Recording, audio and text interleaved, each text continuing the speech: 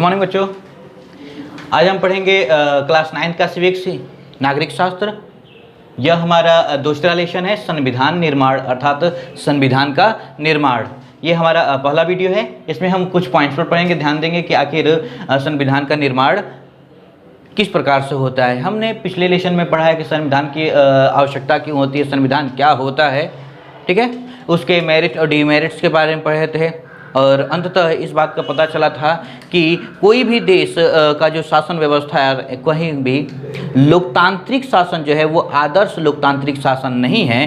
फिर भी संपूर्ण विश्व में केवल लोकतंत्र ही एक ऐसा शासन प्रणाली है जो सर्वश्रेष्ठ है बाकी सभी शासन प्रणालियों की अपेक्षा, ठीक है। अब हम यहाँ पर कुछ और उसके पॉइंट्स हैं, उस पर ध्यान देंगे कि संविधान का निर्माण कैसे होता है, इसके आधारभूत तत्व कौन कौन से होते हैं, क्या संविधान के निर्माण में सभी वर्गों के हितों का ख्याल रखा जाता है, ठीक है। और भी ऐसे कुछ पॉइंट्स हैं जिसके बारे में हम लोग ध्यान देंगे। तो सबसे पहले जानते हैं हम लोग परिचय।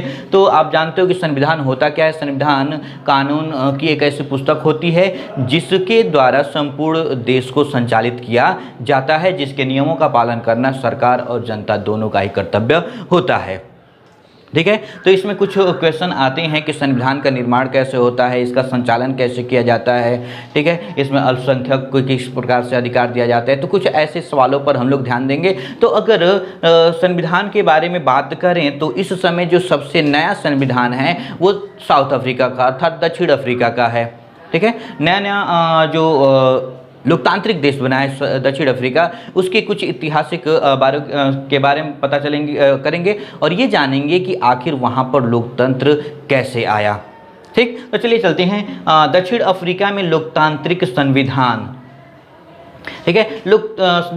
दक्षिण अफ्रीका जो है वो काफ़ी लंबे समय से गोरों के कंट्रोल में रहा, अंग्रेज़ों के कंट्रोल में रहा। जब अमेरिका की खोज की गई और यूरोपियों को यह पता चला कि अमेरिका में अत्यधिक मात्रा में सोना पाया जाता है, तो उसकी संपदा को अपने देश यूरोप लाने के लिए उन्होंने बहुत यात्राएं की और वहाँ पर खानों में काम करने के लिए वो सबसे पहले दक्षिण अफ्रीका जाते और वहाँ के लोगों को गुलाम बनाते और उनसे खानों में काम करवाया करते थे। इस तरीके से हम लोग क्लास 9 तो दक्षिण अफ्रीका में अंग्रेज़ों का शासन था और जो अंग्रेज़ थे वो अल्पसंख्यक थे, अर्थात उनकी संख्या कम थी, और जो काले लोग थे उनकी संख्या ज़्यादा थी, वो बहुसंख्यक थे। फिर भी अल्पसंख्यक जो थे वो बहुसंख्यकों पर शासन करने का काम करते थे, ठीक है। और वहाँ पर जो बहुसंख्यक वर्ग के लोग थे अर्थात काले लोग थे, उनके साथ बहुत बुरा व्यवहार किया जाता था। उन्हें बाज़ार में जाने का अधिकार नहीं था, उन्हें अंग्रेज़ों के मोहल्ले में जाने का अधिकार नहीं था, उन्हें उन दुकानों पर जाकर सामान खरीदने का अधिकार नहीं था जहां पर अंग्रेज़ खरीदा करते थे, या फिर उन्हें सड़क पर चलने का अधिकार नहीं था, ठीक है। उन्हें होटल और रेस्टोरेंट में जाकर खाना खाने का अधिकार नहीं था, अर्थात तो हर तरीके से उनको सताया जाता था, उन पर बर्बरता दिखाई जाती थी, ठीक है। जब वहाँ के लोगों ने इसके खिलाफ आवाज़ उठाई तो वो हिंसात्मक एक प्रक्रिया थी जिसमें गोरे और काले लोगों के बीच काफ़ी ज़्यादा लड़ाइयाँ हुई, बहुत से लोग मारे गए, ठीक है। और वहाँ पर जो समस्या थी वो रंग भेद की थी, अर्थात जो गोरे लोग थे वो काले लोगों से नफरत किया करते थे और काले लोग जो थे वो इसके खिलाफ आवाज़ उठाया करते थे। क्योंकि काले लोगों के पास संसाधन की कमी थी, वो उतने ज़्यादा पढ़े लिखे नहीं थे, इसलिए उनका संचालन ठीक तरीके से नहीं हो पाता था। फिर भी कुछ ऐसे समुदाय थे जिन्होंने इसके खिलाफ आवाज़ें उठाई थी और उन आवाज़ों की उठाने के अंतर्गत काफ़ी ज़्यादा खूनी संघर्ष हुए जिसमें दोनों ही समुदाय को काफ़ी ज़्यादा नुकसान हुआ था, ठीक है। अब इसके बारे में बताया गया है कि नेल्सन मंडेला ने कहा कि मैं हमारे देश में हो रहे इस रंग भेद नीति के खिलाफ आवाज़ उठाता हूं और मैं इस नीति का विरोध करता हूं। साथ ही साथ मैं उन काले लोगों का भी विरोध करता हूं जो इस नीति को ख़त्म करने के लिए हिंसात्मक तरीके का प्रयोग करते हैं। इसके यह साफ पता चलता है कि नेल्सन मंडेला जो थे वो अहिंसात्मक तरीके से देश में लोकतांत्रिक शासन लाना चाहते थे, ठीक है। तो वहाँ पर काफ़ी ज़्यादा खूनी संघर्ष हुए और उस संघर्ष का परिणाम यह हुआ कि अंततः जो साउथ अफ्रीका है अर्थात दक्षिण अफ्रीका है वो एक लोकतांत्रिक देश बना। इसके बारे में आगे बढ़ते हैं थोड़ा सा और एक नए संविधान की ओर, अर्थात दक्षिण अफ्रीका एक नया संविधान वहाँ पर कैसे लागू हुआ। तो चलिए देखते हैं। यहाँ पर पता चलता है कि रंग भेद के खिलाफ काफ़ी संघर्ष हुआ और उस संघर्ष में एक बहुत ही महत्वपूर्ण नेता थे जिनको नेल्सन मंडेला के नाम से जानते हैं। उन्होंने उसमें महत्वपूर्ण योगदान निभाया था। जब वो इसका विरोध कर रहे थे तो अंग्रेज़ों ने इनको गिरफ्तार कर लिया और रोबिन नामक एक द्वीप है वहाँ पर 27 सालों के लिए कैद कर दिया गया। ठीक है, लेकिन यह संघर्ष रुका नहीं और अंततः चलता रहा। इसका विरोध होता रहा और अंततः जब नेल्सन मंडेला को छोड़ा गया, रिलीज़ किया गया, उस दौरान भी यह संघर्ष जारी था। उसके बाद सभी जो ये बर्बरताएँ थी वो ख़त्म हुई, धीरे धीरे कम होता चला गया। अंततः ये हुआ कि जो अल्पसंख्यक थे अर्थात जो अंग्रेज़ थे वो डर रहे थे कि कहीं उनके साथ बुरा व्यवहार न किया जाए। फिर भी क्योंकि कुछ काले लोगों का जो समुदाय था वो सेम वैसा ही करना चाहते थे जैसा उनके साथ हुआ था। उनका कहना था कि जिस तरीके से अंग्रेज़ों ने हमको उजाड़ा, हम पर बर्बरता दिखाई, हम पर अत्याचार किए, हमारे परिवार पर, हमारे औरतों पर जिस तरीके से अत्याचार किए, उसी तरीके से उनके साथ भी पेश किया होना चाहिए, उनके साथ भी वैसा ही व्यवहार होना चाहिए। इसलिए कुछ ऐसे समुदाय थे जो हिंसात्मक रास्ते का प्रयोग करते थे, लेकिन नेल्सन मंडेला जो थे वो इसका विरोध करते थे।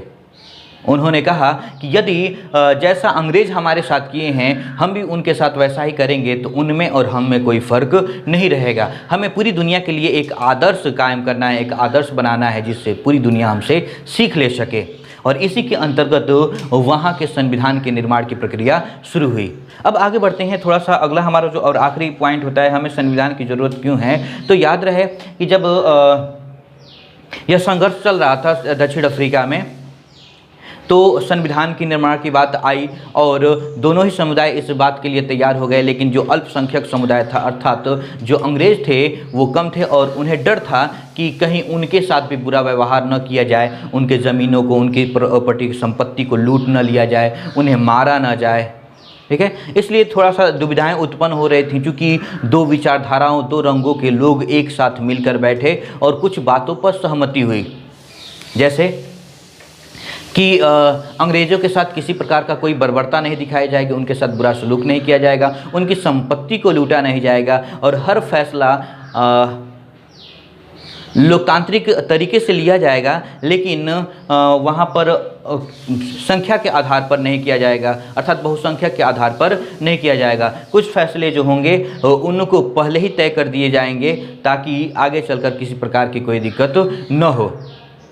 क्योंकि काले लोग अफ्रीका में ज़्यादा थे, उनकी संख्या ज़्यादा थी। या अगर संख्या के आधार पर वहाँ पर वोटिंग होता और वोटिंग के आधार पर होता तो जो भी फैसले होते वो सब के सब काले लोगों के पक्ष में जाते।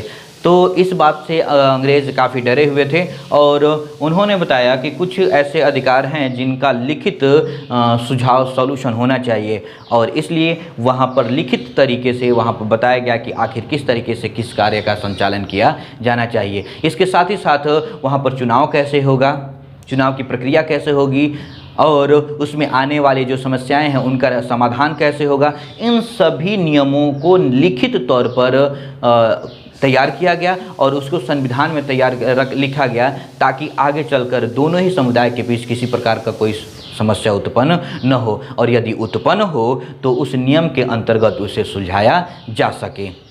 केवल यही एक महत्वपूर्ण बात नहीं है, दक्षिण अफ्रीका का जो संविधान है वो बहुत ही महत्वपूर्ण और बहुत ही आदर्श संविधान माना जाता है क्योंकि दक्षिण अफ्रीका के संविधान ने इस बात को बता दिया है कि वो आगे किसी को की गलतियों को माफ़ करके कैसे उसे अपनाना चाहिए। इसके बारे में नेल्सन मंडेला ने कहा कि वो ज़माना गुजर चुका है जिस समय हमारे परिवार पर, हमारे लोगों पर अत्याचार हुआ करता था। हम एक नए युग में प्रवेश कर रहे हैं लेकिन इसका मतलब ये नहीं, और इस युग में हम सब एक हैं, चाहे वो गोरे हों या काले हों। हमारे इस देश में अब किसी के साथ रंग के आधार पर पक्षपात नहीं किया जाएगा, उसके साथ बुरा व्यवहार नहीं किया जाएगा। अगर इसका मतलब ये नहीं कि फिर से हम पर किसी प्रकार का कोई अत्याचार किया जाए, हम अपने इतिहास को भूले नहीं हैं। अगर दोबारा हमारे साथ वैसा किया जाएगा तो उसका परिणाम बहुत ही भयावह होगा। इसके बाद अफ्रीका का संविधान की रचना किया गया और उस संविधान में साफ साफ बताया गया कि देश के जितने भी नागरिक हैं, चाहे वो गोरे हों या काले हों, किसी भी देश के हों, जाकर अफ्रीका में बस गए हों, तो वो अब सब के सब अफ्रीका के नागरिक कहलाएंगे और उन सबको एक समान नागरिक अधिकार प्राप्त होंगे।